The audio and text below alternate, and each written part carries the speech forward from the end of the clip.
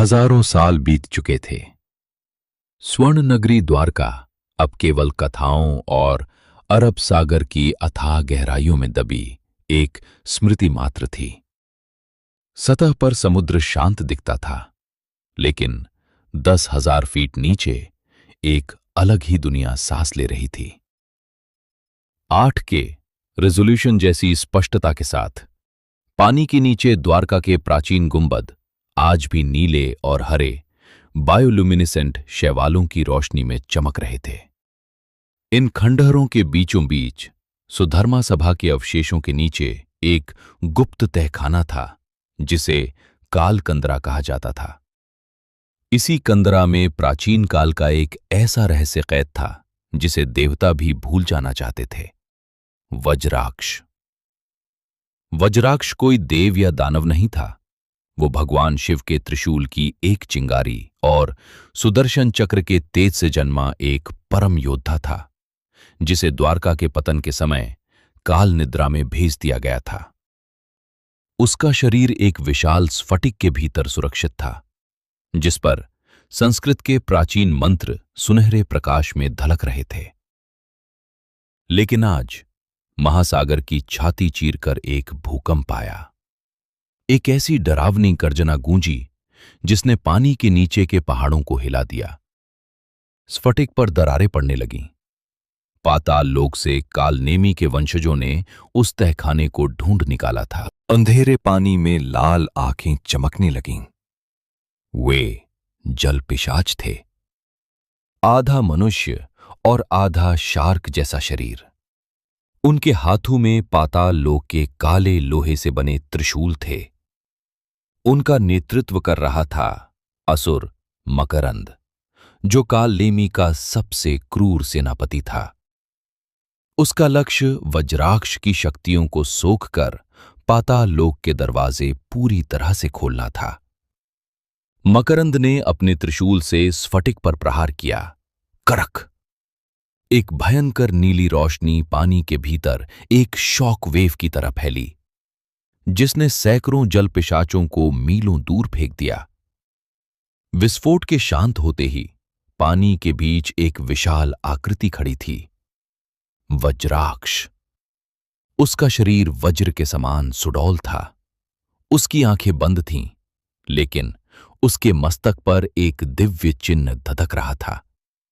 उसके शरीर पर प्राचीन द्वारका का कवच था, जो सोने और नीलम से बना था। जैसे ही वज्राक्ष ने अपनी आंखें खोली, गहरे समुद्र में भी एक सिनेमैटिक गोल्डन आवर जैसी रोशनी फैल गई। उसकी आंखों में युगों का सन्नाटा और एक भयानक क्रोध था। तू जाग गया वज्राक्ष? मकरंद की कर्कश आवाज पानी के बुलबुलों के साथ गूंजी। पर आज तेरी ये काल निद्रा मृत्यु में बदल जाएगी। हजारों जल पिशाचों ने चारों ओर से वज्राक्ष पर हमला कर दिया। ये एक 360 डिग्री युद्ध था। वज्राक्ष ने कोई हथियार नहीं उठाया। उसने बस अपना दाहिना पैर समुद्र के तल पर पटका। उस झटके से समुद्र की जमीन फट गई और लावा पानी के संपर्क में आकर उबलने लगा। लावे की उस चमक में वज्राक्ष ने अपनी आंखें बंद कीं और अपनी बाहें फैलाईं। पानी के भीतर भयंकर गति से घूमता हुआ एक प्राचीन अस्त्र उसके हाथ में प्रकट हुआ। भार्गव अस्त्र, एक ऐसा परशु जो सीधे परशुराम के क्रोध से ऊर्जा लेता था। वज्राक्ष ने एक ही झटके में परशु को घुमाया। पानी के भीतर एक बवंडर बन गया। जो भी पिशाच उस बवंडर के संपर्क में आया, वो राख में बदलकर पानी में घुल गया। परशु से निकलने वाली सुनहरी किरणें अंधेरे को चीर रही थीं। वज्राक्ष की गति इतनी तेज थी कि वो एक ही पल में कई जगह मौजूद दिखाई दे रहा था। ये कोई साधारण युद्ध नहीं था। ये माया और दिव्य शक्ति का हाइपर रियलिस्टिक संग्राम था। अपनी सेना को नष्ट होते देख मकरंद समझ गया कि वो सीधे युद्ध में वज्राक्ष को नहीं हरा सकता। उसने अपने सीने से एक काला यंत्र निकाला, पाताल यंत्र। यह यंत्र आसपास के आयाम को विकृत कर सकता था। मकरंद ने यंत्र को सक्रिय कर दिया। अचानक समुद्र का पानी एक शून्य में बदलने लगा। द्वारका के खंडहर हवा में तैरने लगे। गुरुत्वाकर्षण पूरी तरह से खत्म हो गया।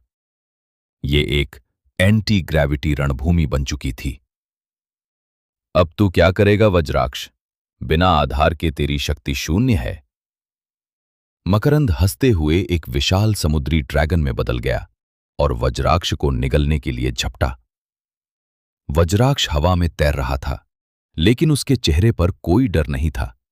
वो जानता था कि धर्म के पथ पर चलने वाले के लिए संपूर्ण ब्रह्मांड ही उसका आधार होता है।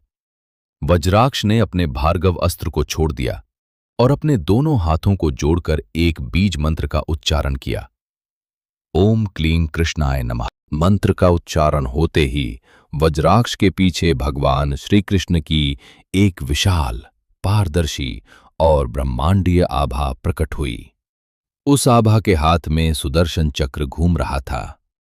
वज्राक्ष की आंखों से अब प्रकाश की किरणें निकल रही थी। उसने अपना दाहिना हाथ आगे किया। भगवान कृष्ण की उस आभा से सुदर्शन चक्र की एक प्रतिकृति निकलकर वज्राक्ष की उंगली पर आ गई। तेरी माया काल के चक्र को नहीं रोक सकती मकरंद। वज्राक्ष की आवाज से पूरा समंदर कांप उठा। उसने वह प्रकाश चक्र मकरंद की ओर छोड़ दिया। चक्र ने पानी, समय और आयामों को चीरते हुए मकरंद के पाताल यंत्र को बीच से काट दिया और सीधे उस समुद्री ड्रैगन के मस्तक को भेद दिया।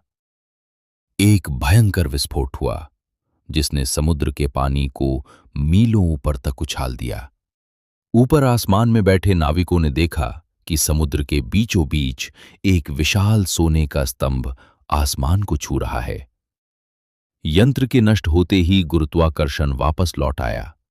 मकरंद का शरीर जलकर भस्म हो गया और पाताल का वो दरार हमेशा के लिए बंद हो गया। द्वारका के खंडहर वापस समुद्र की तलहटी पर शांति से बैठ गए। वज्राक्ष अपनी जगह पर खड़ा था। उसने ऊपर की ओर देखा, जहां सूर्य की कुछ किरणें 10,000 फीट नीचे पानी को चीरती हुई आ रही थीं। उसका कार्य पूरा हो चुका था।